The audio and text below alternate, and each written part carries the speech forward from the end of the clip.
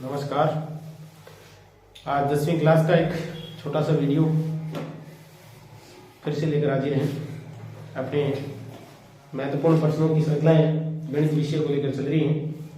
तो आज कुछ महत्वपूर्ण सवाल और 10वीं क्लास के लिए। तो आज का पहला सवाल देखो। सवाल है tan 65 degree upon two cot 25 का मान ज्ञात करना है। तो देखिए, इसका मान ज्ञात करने के लिए आपको पूरक कोण संबंध याद होने चाहिए। पूरक कोण संबंध, ये संबंध याद होंगे, बिल्कुल आसान है। अगर साइन 90 माइनस थीटा किसके बराबर हो जाता है? कोस थीटा के बराबर हो जाता है। और कोस 90 माइनस थीटा किसके बराबर हो जाता है? साइन थीटा के बराबर हो जाता है। तो ये पूरक कोण संबंध कहलाते हैं। इसी तरह से tan है वो 90 माइनस थीटा किसके बराबर हो जाता है? कोट के बराबर हो जाता है। इसी तरह से कोट 90 माइनस थीटा किसके बराबर हो जाता है? tan के बराबर हो जाता है। और sec 90 माइनस थीटा किसके बराबर होता है? कोसेक के बराबर होता है। और कोसेक 90 माइनस थीटा किसके बराबर होता है? सेक। ये कुछ पूरक कोण संबंध हैं। इन्हीं संबंधों से इस प्रकार के सवाल आसान से हल किए जा सकते हैं। तो देखिए, यहां पर देखो tan है, कोट है। इस tan को हमने जैसा था वैसा ही रख लिया। इस कोट को हमने पूरक कोण, देखो कोट को किसी में बदला जा सकता है tan में, लेकिन बदलेंगे कैसे? देखो, कोट 90 माइनस थीटा, थीटा मतलब कोण जो इसके साथ दिया है उसको किस में से माइनस कर दो? 90 में से। तो 90 में से 25 घट जाएंगे, कितने बच जाएंगे? इस कोट को तो चेंज कर देंगे किसमें?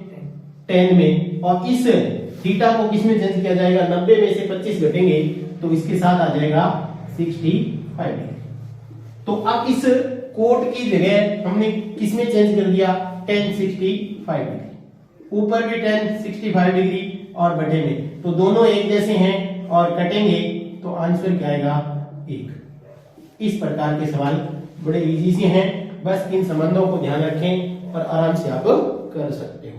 बस याद रखना है कि साइन को कोस में बदलना है। तो बदलेंगे कैसे?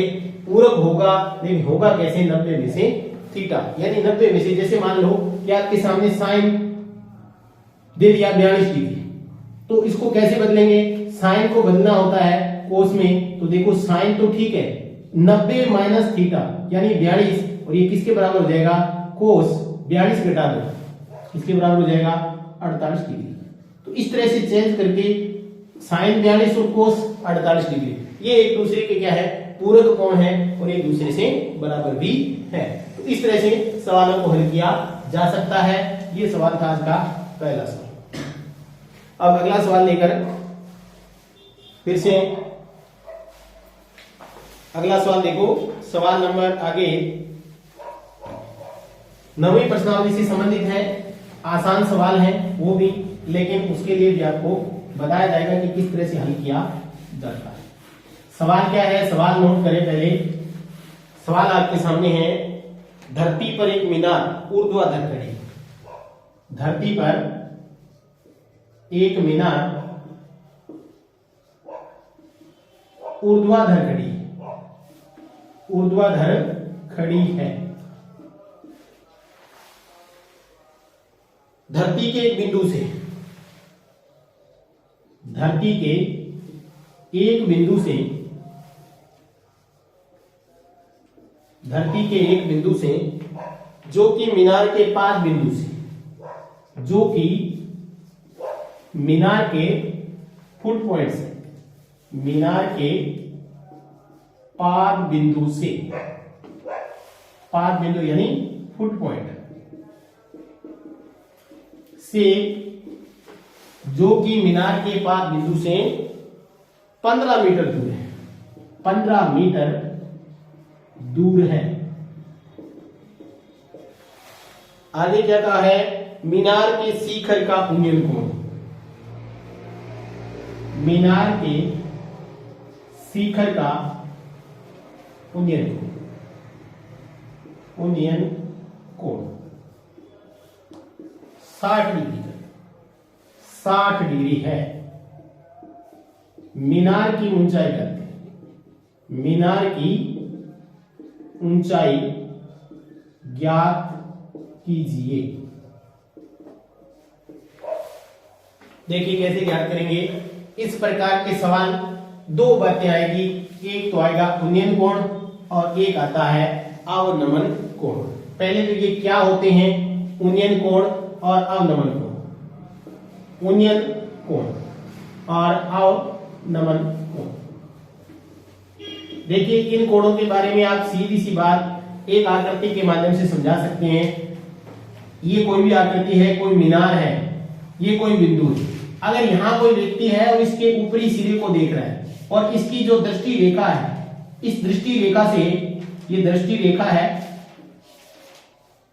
इस रेखा से ये जो समतल के साथ जो ये नीचे यहां कोण बनता है उसको कहते हैं कौन सा कोण, उन्नयन कोण। कौन सा कोण, उन्नयन कोण। कौन सा कोण बनेगा, उन्नयन कोण। ये कब बनता है, जब कोई व्यक्ति यहां पे खड़ा है और ये व्यक्ति ऊपर की ओर यहां से देख रहा है, नीचे से ऊपर की ओर जब देखे तो वो कौन सी कोण बनता है, उन्नयन कोण। अब व्यक्ति कोई मान लो कोई ऊंचाई पर खड़ा है, जैसे ये ऊंचाई है, यहां पर अगर व्यक्ति है तो ये यहां से कहां देखता है, नीचे मान लो कोई वस्तु है, उस वस्तु को देख रहा है, तो ये समतल है इसका, और इस समतल के साथ यहां से इस तरह से कोण बनेगा। तो कौन सा कोण, ये जो कोण बढ़ रहा है, ये कोण कौन सा बनता है, अवनमन। और ये हमेशा उन्नयन कोण का क्या होता है, बराबर होता है। कैसे, देखिए आप, ये समांतर है किसके, इसके, और ये कोण दोनों कौन से कोण बढ़ गए, एकांतर कोण। इसलिए अवनमन कोण उन्नयन कोण के बराबर होता है। लेकिन ये बनता यहाँ पे है, ये बनता यहाँ पे है। तो यहाँ पर कौन से कोण की बात आई है, उन्नयन कोण की। अब आते हैं हम सवाल के ऊपर। ये दोनों कोण आपको समझ में आ गए होंगे। अब देखिए सवाल पूछा है कि एक मीनार है ऊर्ध्वाधर। ऊर्ध्वाधर का मतलब होता है सीधी, एकदम सीधी खड़ी। ये मीनार है, क्या है ये, मीनार। इस मीनार से धरती के एक बिंदु से, धरती के एक बिंदु, ये धरती है, इस पे ये बिंदु है, ये क्या है, बिंदु है। इस बिंदु से मीनार के पाद बिंदु से 15 मीटर दूर है। ये फुट पॉइंट है, इसका नीचे का बिंदु है। कौन सा है, फुट पॉइंट है। इससे ये जो बिंदु है ये कितना दूर है, 15 मीटर। अब कह रहा है मीनार के शिखर का उन्नयन कोण, यहां से इस बिंदु से मीनार के शिखर का जो उन्नयन कोण बन रहा है ये कितने डिग्री बन रहा है, 60 डिग्री। पूछा क्या है कि मीनार की ऊंचाई ज्ञात कीजिए। तो यहां पर हमने ए और बी और सी लिख दिया। हमारे पास जो मीनार है वो क्या है, ए बी है। तो इसको कैसे हल करेंगे, माना कि मीनार की ऊंचाई, माना कि मीनार की ऊंचाई, हमने इस मीनार की ऊंचाई को क्या मान रखा है, ए बी, जिसको हमने मान लिया h, मान लिया h, इसको h मान लिया। अब कह रहा है मीनार के पाद बिंदु से, पाद बिंदु से बिंदु की दूरी, यानी जिसको हमने क्या मान रखा है, बी और सी मान रखा है, वो कितनी है, 15 मीटर। और उन्नयन कोण दे रखा है कितने डिग्री का, उन्नयन कोण दे रखा है 60 डिग्री। अब देखिए यहां पर ये एक समकोण त्रिभुज बनता है। क्या बनता है, समकोण त्रिभुज। इसके अंदर दो चीजें हैं, ये लंब है और ये आधार है। लंब हमें पूछा, आधार हमें दिया हुआ। तो क्या लिखेंगे, लिखेंगे यहां कौन सा त्रिभुज, समकोण त्रिभुज एबीसी में। कौन से त्रिभुज में, समकोण त्रिभुज एबीसी में हम क्या लिखेंगे, AB बटा BC, AB बटा BC। AB क्या है, लंब, BC क्या है, आधार। कौन सा थीटा लगेगा, ये याद रखना, लाल बटा, यहां साइन, यहां कोस, यहां टेन। हमारी तो बात आई है लंब। AB क्या है? लंब। BC क्या है? आधार। लंब बटा आधार क्या लगता है? 10 लगता है। और यहाँ पर 10 कितने डिग्री है? यहाँ पर 10 60 डिग्री। कितने डिग्री आएगा? 10 60 डिग्री। AB हमारे को H दे रखा है। कितना दे रखा है? H माना हुआ देखो, और BC हमारे पास 15 है। अब देखिए 10 60 डिग्री का मान आपको मैंने सारणी बनाई सिखाई थी ना, और बड़े आसानी से सारणी बनानी सिखाई थी। यहाँ पर 10 60 का मान अगर आपको याद हो तो कितना है? रूट 3। तो 10 60 का मान रूट 3। अब क्या कर लेंगे हम? तिरछा गुणा कर लेंगे। H का गुणा 1 से होगा, H आ जाएगा, यहाँ पर आ जाएगा 15 रूट 3। H क्या माना था? H माना था हमने मीनार की ऊंचाई, जो कितनी आ गई? मीनार की ऊंचाई आ गई 15 रूट 3। मीनार की ऊंचाई बराबर 15 रूट 3 मीटर। अगर यहां पर आप रूट 3 का मान रखना चाहते हो तो रूट 3 का मान लगभग 1.732 रखा जाता है। ये किसका मान रखा जाता है? रूट 3 का। तो ये मान रख के भी आप हल कर सकते हो। कैसे रखोगे? देखो 15 इंटू रूट 3 का मान 1.732 रख दिया, और इसको गुणा कर लिया किसे? 15 से। 15 दूनी 30, 15 किया 45, 45 और 3 48, 105 और 4 9, और 15 और 10 25, यानी कितना गया? 25.98 मीटर। पॉइंट के बाद में मीटर यानी 0 है, उसको छोड़ सकते हैं। तो 25.98 मीटर लगभग किसकी ऊंचाई आ गई? मीनार की। ये था सवाल। ऐसे ही सवाल इस प्रश्नावली में से पूछे जाते हैं। अब ये सवाल आगे देखो, शंकु के छिन्नक का आयतन का सूत्र पूछा है। किसका? शंकु के छिन्नक का आयतन का सूत्र। देखिए सूत्र से संबंधित एक वीडियो में पहले ही अपलोड कर चुका हूं, जिसमें महत्वपूर्ण सूत्र थे वो सारे के सारे लगभग 8वीं प्रश्नावली तक के जितने भी सूत्र थे सारों को क्या करवा दिया गया है? एक एक बारीकी से बता दिया गया है। उससे आगे के जो भी सूत्र हैं उनको भी धीरे धीरे आपको बताया जाएगा।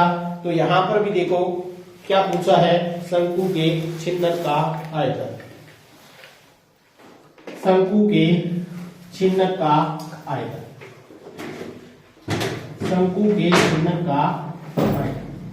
अब पहले ये बात याद रखनी है कि शंकु का छिन्नक होता क्या है, कहते हैं किसे? देखिए शंकु इस तरह की आकृति को शंकु कहते हैं। ये शंकु है। अगर शंकु के समांतर, आधार तल के समांतर शंकु को काट दिया जाए तो इस प्रकार की आकृति आपके सामने प्राप्त हो जाएगी। यानी एक वर्ताकार सिरा बड़ा और एक वर्ताकार सिरा छोटा, दो प्रकार के सिरे। इसको क्या कहते हैं? शंकु का छिन्नक कहते हैं।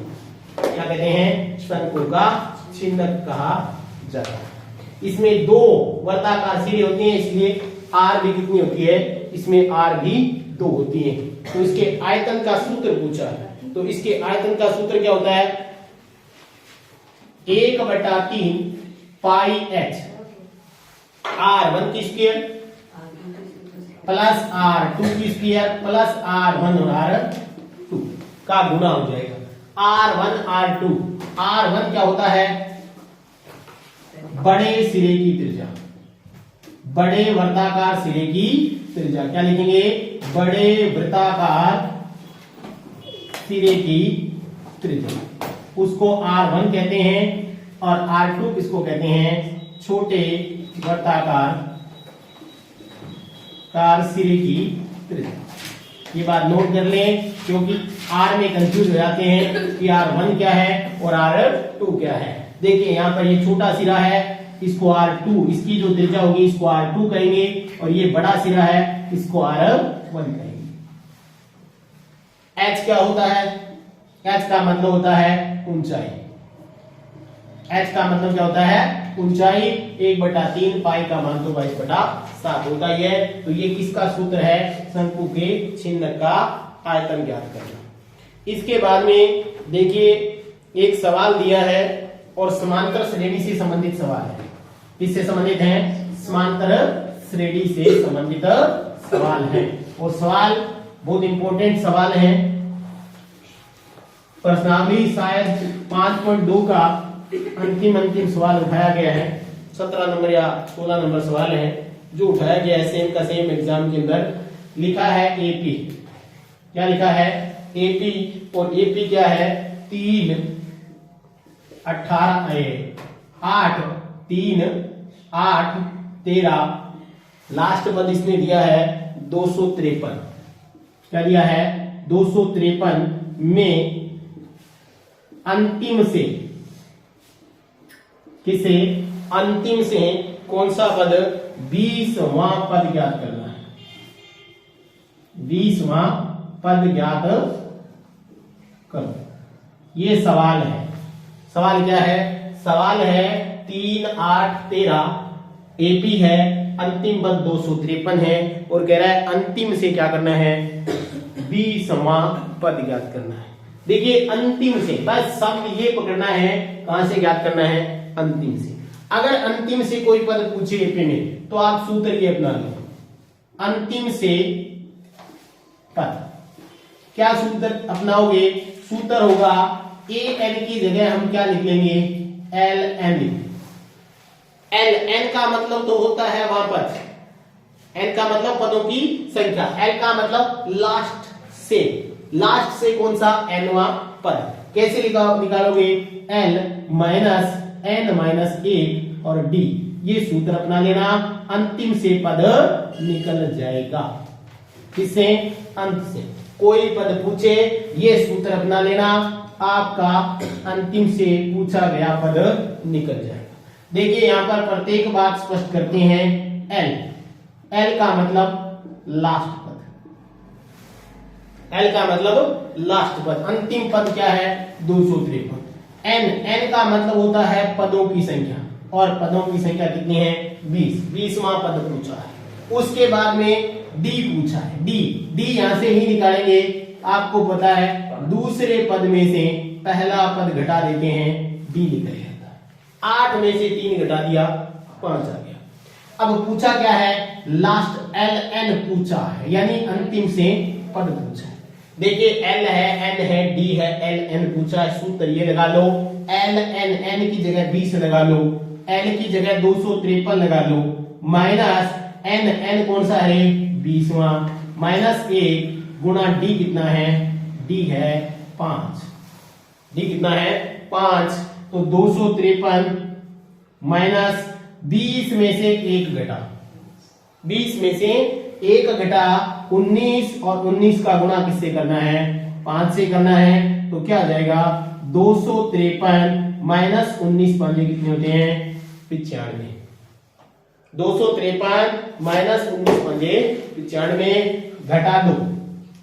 घटा दो भाई, 253 में से 95 घटा दो, कितना आ जाएगा? 5 बढ़ा दो, 100 कम कर लो, 158 आ जाएगा। कितना आ जाएगा? 158। तो देखिए अंत से 20वां पद कितना होगा? 158 होगा। अंतिम से 20वां पद कितना होगा? हम क्या करते हैं, शुरू से अगर कोई पद ज्ञात करना होता है तब हम ये सूत्र बनाते हैं। कौन सा? A N, A plus N minus 1 D. ए का मतलब ही क्या होता है? ए का मतलब होता है प्रथम पद। ए का मतलब क्या होता है? प्रथम पद। यहां पर एल का मतलब क्या है? एल का मतलब है अंतिम पद। कौन सा पद? अंतिम पद। तो ये विशेष इंपॉर्टेंट सवाल है। क्यों बन जाता है? क्योंकि प्रारंभ से हम ज्ञात करने का ये सूत्र याद रखते हैं, लेकिन ये सूत्र हमें याद रख नहीं पाते हैं। इस कारण हम ये सूत्र लगा के कर देते हैं। पूछा अंतिम से है, हम इसका प्रारंभ से कर लेते हैं, गड़बड़ हो जाती है। इसलिए इस सूत्र को आप क्या कर लो, हमेशा हमेशा नोट करके रख लो, दिमाग में रख लो। एल का मतलब क्या होता है? लास्ट पद। बस एल एन मतलब अंतिम से पद ज्ञात करना है। तो ये सूत्र अपना लो, काम आएगा जीवन में, काम हमेशा आएगा। ये सूत्र याद रख लेना। वैसे ये सूत्र तो है ही आपके याद, लेकिन ये और याद। ये सवाल था आपका अंतिम से पद ज्ञात करना। एक सवाल और करते हैं, बड़ा इंपॉर्टेंट सवाल है और आपको मैंने जब भी आयतन वाली क्षेत्र वाली प्रश्नावली जब भी करवाई है तो आपको मैंने बताया है और फिर बता रहा हूं मैं, अभी फिर बता रहा हूं आपको कि आपको 13.3 प्रश्नावली जो है ना उसके शुरू वाले 6-7 सवाल है, उनमें से एक सवाल आपको देखने को अवश्य मिलेगा। तो जो भी विद्यार्थी इस बात को सुन रहे हैं ध्यान दे लेना, एनुअल एग्जाम के लिए बहुत इंपॉर्टेंट बात है कि आपको प्रश्नावली 13वीं है और उसका नाम है आयतन और पृष्ठीय क्षेत्रफल। उस क्षेत्रफल वाली प्रश्नावली के अंदर 13.3 प्रश्नावली है। कौन सी प्रश्नावली? 13.3। और उसके शुरू से 1 से 6 तक के सवाल जो है बहुत महत्वपूर्ण सवाल है, उसी में से एग्जाम में पूछे जाते हैं। उसी में से एक सवाल है जो आपको करवा रहा हूं। देखो क्या सवाल है, त्रिज्याओं, किसको? त्रिज्याओं। त्रिज्या क्या है?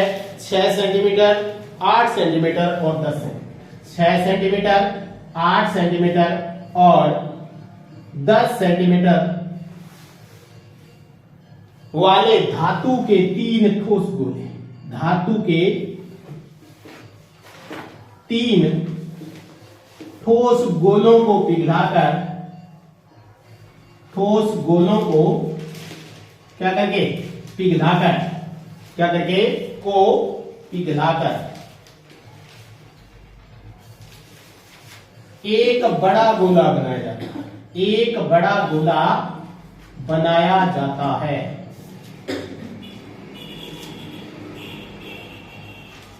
बड़े गोले की त्रिज्या ज्ञात करें। बड़े गोले की त्रिज्या ज्ञात करें। किसकी? बड़े गोले की त्रिज्या ज्ञात करें। देखिए सवाल है कि 3 गोले पिघले हैं। क्या किए हैं? 3। ध्यान से समझना, सवाल आसान है लेकिन बहुत महत्वपूर्ण है। एक 6 सेंटीमीटर त्रिज्या का गोला है, एक 8 सेंटीमीटर त्रिज्या का गोला है, एक इससे थोड़ा बड़ा है 10 सेंटीमीटर। अरे तीनों को क्या किया? पिघला लिया। 3 गोले हैं, एक छोटा, एक 8 का, एक 10 का, और तीनों को पिघलाकर क्या बना लिया? एक बड़ा गोला बना दिया। तीनों का क्या कर दिया? पिघलाया तीनों को और बना दिया क्या? एक बड़ा गोला। इसका मतलब इन तीनों गोलों का जितना आयतन होगा उतना किसका होगा? जब भी याद रखना, कोई वस्तु, एक वस्तु को पिघलाकर दूसरी वस्तु जब बनाई जाती है, दूसरी वस्तु बनाई जाती है तो दोनों का आयतन क्या होता है? हमेशा बराबर होता है। तो क्या लिखेंगे?